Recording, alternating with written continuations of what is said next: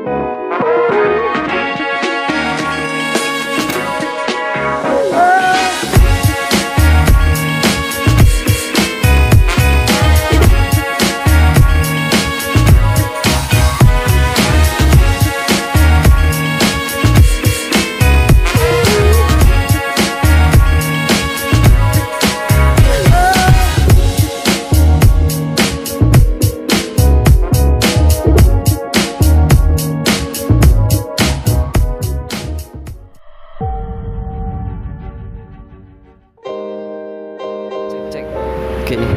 Halo, apa kabar kalian? Gimana kabarnya? Udah dapat unitnya? Atau masih bingung ya kan cari unit yang seperti apa? Oke, sebelum itu aku mau terima kasih dulu nih buat kalian ya kan yang udah subscribe, share, like, and comment ya kan. Karena berkat kalian nih subscriber itu bisa menempuh di 3.350 orang cuy ya kan.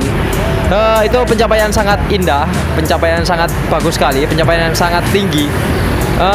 Kali ini aku mau jelasin bahwa unit ini punya aku, motor ini Winfly T3 yang biasa versi 800 watt ya kan. Karena T3 sekarang kan sudah ada beberapa versi ya kan, T3 biasa, T3S sama T3 Pro ya kan. Nah sekarang T3 aku yang ini itu T3 biasa, dan sekarang dia sudah menempuh di 4.000 km. Gila, gokil cuy. Dan ini tuh unit sudah berjalan sekitar 7 bulan kalau nggak salah. Jadi apa aja sih kendala dan apa aja sih kekurangan dan kelebihan setelah 4.000 km? Jujur sih semuanya itu masih berjalan normal. Jadi mulai dari lampunya ya kan, dari rating, lampu sein, dari fitur-fiturnya juga dia seperti cruise control dia masih bekerja dengan sempurna. Lalu tombol R dia bekerja dengan sempurna. Semuanya overall masih bekerja dengan sempurna ya kan. Jadi kalau sama teman-teman ada di channel lain yang dia itu membahas bahwa kekurangannya dia itu gampang rusak, itu semua nggak aku temuin di channelku yang ini. Jadi memang sedikit apa ya, ambigu, karena ini tuh produknya itu gampang rusak atau enggak itu, jadi kita juga nggak bisa memastikan ya kan. Karena jujur sih aku pakai unit ini tuh isinya cuman enak doang cuy, jadi nggak ada istilahnya kekurangannya. Cuman kalau seumpama kita itu salah ngecas, bukan salah ngecas sih, maksudnya kita ngecasnya itu kisaran 2 jam gitu ya kan, itu serasa kayak kita itu nggak ngecas sama sekali. Jadi kalau ngecas itu biasakan minim, kalau aku sih pribadi itu minim itu 3 jam 3 jam ngecas itu baru kerasa kalau semuanya dia itu udah terisi kayak gitu. Dan unit ini itu pengecasannya itu tiap hari. Jadi tiap hari itu aku pengecasan selama 3 jam, minimal 3 jam. Kalau sama dia itu sudah sampai habis full ya kan, nggak full sih, tinggal 2 bar gitu ya, baru aku cas itu kisaran 7 jam aja. Jadi nggak pernah sampai lebih dari situ. Menurut aku sih untuk dari segi baterainya masih sangat normal, enak. Kecuali kalau semua mau buat tanjakan ya, kalau semua memang buat tanjakan, apalagi tanjakan dan posisi boncengan berdua itu pasti sedikit, ya pun suaranya pasti sedikit menguras tenaga kayak gitu. Jadi katakanlah dia itu ada 4 bar gitu kan, 4 bar gitu ya kan. Nah kalau seumpama kita pakai kisaran 20 km, dia itu bakalan berkurang 1 bar. Jadi dia langsung tinggal 3 bar. Tapi kita sudah menempuh jarak kisaran 25 km, dan itu dengan kondisi kita berboncengan berdua. Jadi berat total dia itu kisaran sekitar 110 kg. Jadi memang sedikit apa ya, menguras tenaga memang. Contoh kalau seumpama kita pakai RF8, dia memang nggak begitu menguras tenaga karena dia kan single seat, dan dia itu cuman dipakai dengan 1 orang aja. Tapi kalau ini kan nggak, memang buat berdua. Kadang aku jangan sama anakku juga ya kan, bertiga gitu. Terus dari decknya, dari bodinya dia masih jangkep, maksudnya dia masih kuat, masih solid juga kayak gitu. Jadi ketimbang RF8 sih ini lebih bagus ya, lebih bagus. Terus juga ada beberapa yang aku tambahin seperti cover jok ini. Jadi cover joknya ini aku tambahin sendiri. Mungkin kalau dilihat dari kamera nggak kelihatan ya kan. Cover jok ini aku kasih karena aku eman cuy sama joknya. Kalau kecakar kucing itu kayak ngenes gitu kalau kena. Jadi aku tambahin cover jok ini, dan ini murah harganya. Ini tuh beli aku kisaran harga berapa ya? 29.000 kalau nggak salah.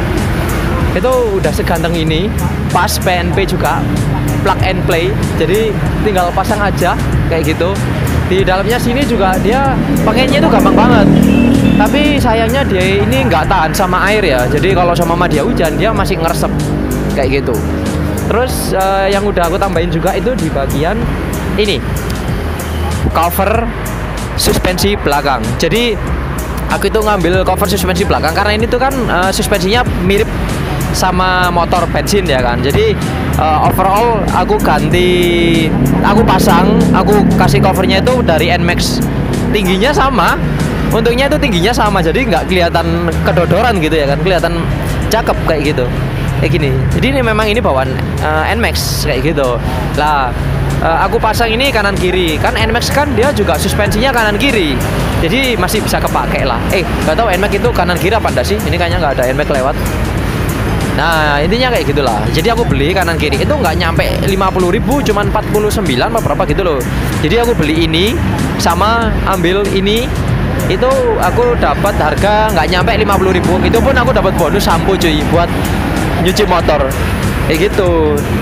Nah terus kalau seumpama dari performanya sendiri, jujur sih ini tuh kalau seumpama dikatakan kenceng kalau menurut aku, karena aku kan nggak bisa kenceng toh. Jadi kalau seumpama aku jalan top speednya itu kisaran 40 km per jam, itu udah kenceng cuy. Karena nggak tahu kenapa, sepertinya ini tuh sudah dikalibrasi. Jadi untuk speedometernya itu dia udah dikalibrasi. Aku pernah jalan bareng sama R15 punya temanku, itu di speedometerku masih jalan 38 km ya kan. Tapi punya R15 itu jalan di 40 km. Padahal kalian tahu sendiri, Honda sama Yamaha itu kalau kalibrasi tentang speedometer itu lebih pelan yang mana kayak gitu. Tapi ini bisa lebih pelan daripada Yamaha kayak gitu. Nah, terus kalau dari engsel-engselnya, contoh nih dari bagasinya, dia juga enak banget. Dia nggak ada yang kayak iwil-iwil gitu, dia solid banget. Dia masih solid. Terus dari lampu-lampunya juga masih oke punya. Dari lampu-lampunya itu masih oke.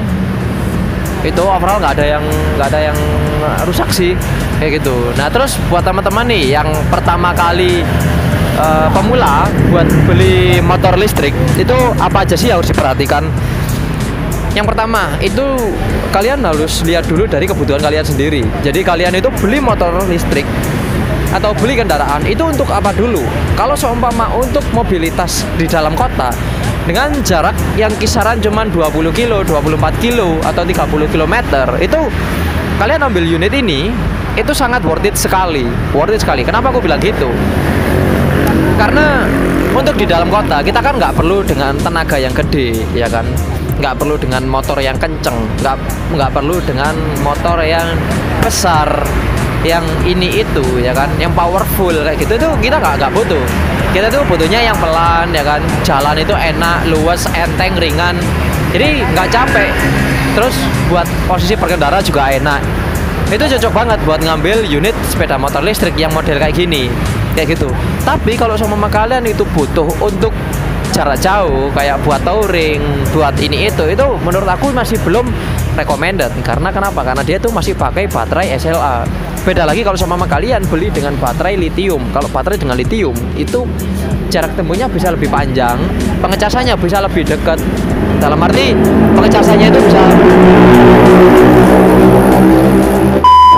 pengecasannya itu bisa lebih cepat kayak gitu. Contoh sama ini ya kan, dia pengecasannya itu antara 8 sampai 9 jam. 9 sampai 12 jam. Tapi kalau sama kalian pakai lithium itu nggak sampai cuy. Kalian pakai lithium itu cuma 3 jam doang, itu udah full kayak gitu. Mirip seperti Alfa Silvo yang pernah aku bahas di video sebelumnya. Dia itu pengecasannya kisaran 4 jaman. Jadi kalau sama kalian habis total lalu kalian ngecas itu cuma 4 jam full, dan itu jaraknya bisa sampai 125 km. Karena ya itu tadi dia pakai baterai lithium dengan spesifikasi dia itu 74 volt 24 ampere. Tapi kalau sama kalian punya unit ini lalu pengen upgrade ke baterai lithium, itu juga bisa cuy. Karena kenapa? Karena sepeda motor apapun itu bisa pasang baterai apapun, asalkan ampere, asalkan watt, asalkan voltasenya itu sama. Kalau ampere bisa kalian tinggikan. Jadi ampere tuh nggak masalah, kalian tinggi setinggi mungkin. Seumpama kalian pasang 80 ampere gitu ya kan. dengan voltase yang sama itu nggak apa-apa, masih aman. Cuman tinggal nawarin uangnya aja, kalian kuat apa enggak. Karena kalau semakin gede ampernya itu semakin mahal. Sama kayak aki mobil, aki motor. Kalau sama ampernya lebih besar, itu lebih mahal kayak gitu. Itu udah pasti. Memang hukum alam kayak gitu ya kan. Nah kayak gitu. Jadi meskipun kalian punya unit ini, itu nggak menutup kemungkinan bahwa kalian itu bisa upgrade baterainya kayak gitu. Terus kalau sama kalian pengen kenceng juga, sebenarnya pakai motor ini tuh juga bisa di-upgrade untuk kontrolernya. Jadi bisa lebih kenceng cuy. Kayak gitu. Jadi memang semua itu tergantung dari kalian. Sama kalian itu beli untuk apa dulu nih? Kalau sama untuk jarak dekat kayak gitu, itu ambillah nggak masalah. Tapi kalau sama untuk jarak jauh kayak gitu, menurut aku masih belum worth it kayak gitu.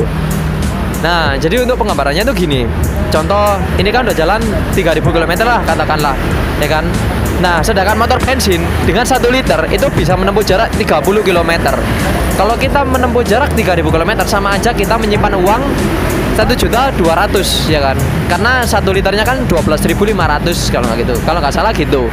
Nah, kalian cobalah ngerubah mindset ketika kalian punya motor bensin ya kan? Kalian beli bensin dengan harga 1.250.000 ya kan, kalian itu bisa menempuh cuman dengan jarak 3.000 km bahkan kurang kayak gitu.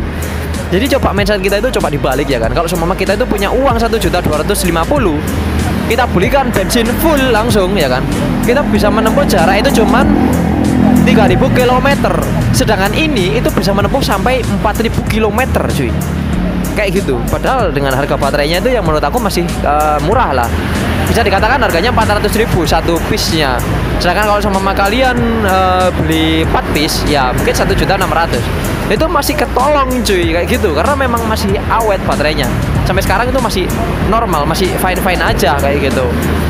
Kayak gitu. Jadi memang banyak kelebihannya dan banyak kekurangannya. Dan kekurangannya sendiri pun juga ini yang udah aku jelasin tadi di depan ya kan, dia itu memang minim keterbatasan tenaga kayak gitu. Kalau motor bensin kan tenaganya memang bludak, tapi ya kayak gitu, kita butuh ekstra uang buat nutupin semuanya itu kayak gitu sih.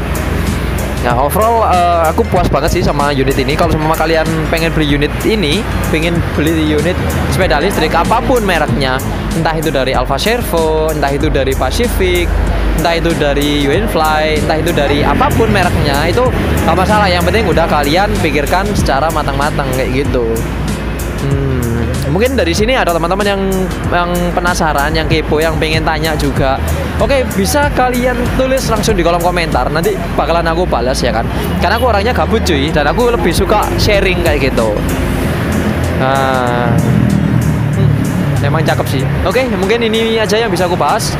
Cuma ada yang kurangnya saya minta maaf yang sebesar-besarnya. See you on next video.